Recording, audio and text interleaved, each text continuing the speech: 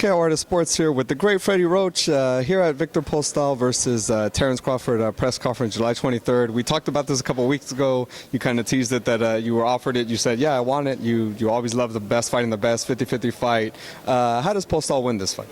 Well, the thing is, he's a very good boxer. I think, for him to outbox this guy and use his reach advantage is very important. And, setting traps for this guy, putting on the ropes a little bit, and because he's a little bit, I think, stronger than Crawford, and we have a little bit of reach advantage. I think we keep on the end of the jab and start landing the bigger shots, the big right hand, and very tactical fight, very difficult styles, of course, but the thing is, the guy who's going to come up with the best game plan is going to win this fight, I feel, and that's what we have to do. Postol's obviously a lot taller. Even Crawford was kind of looking up to him when they kind of did the face-to-face. And it's obviously an advantage when you've always been the taller fighter fighting smaller fighters. How do you think that's going to play out in this fight? Well, it could be to our advantage, of course, but the thing is, this guy does have good speed.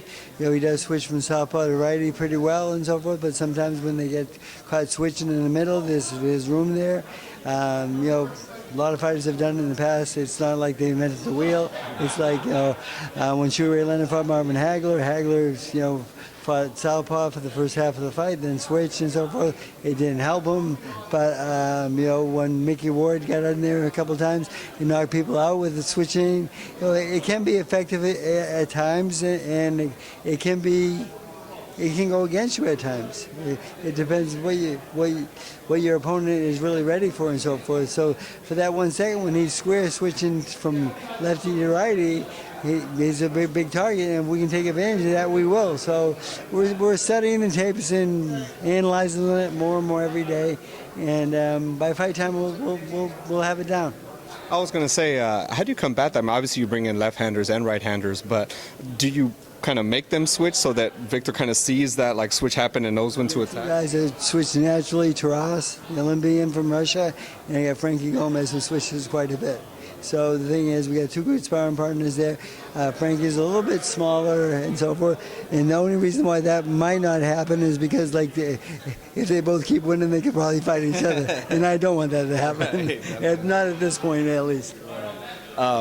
Victor, on paper, doesn't have a whole lot of KOs, only 13, I believe, out of 29 fights. But since he's been with you, the last two fights, top guys, he's knocked out. Is that kind of a result of being at the wild card and just kind of having to get these killers off of you, that he has to kind of, produce more power in his punches? He's just learning to sit down in his right hand a little bit better, and he's getting better and better at it all the time.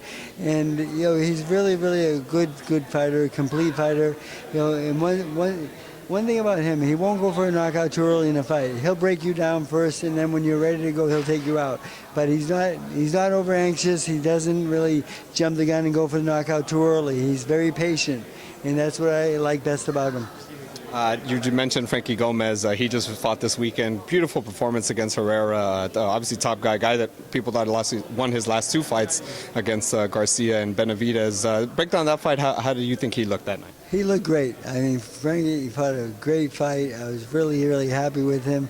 And he's on the map now, so he's going to make some noise. And big fight, obviously, from that card, that could result from that card.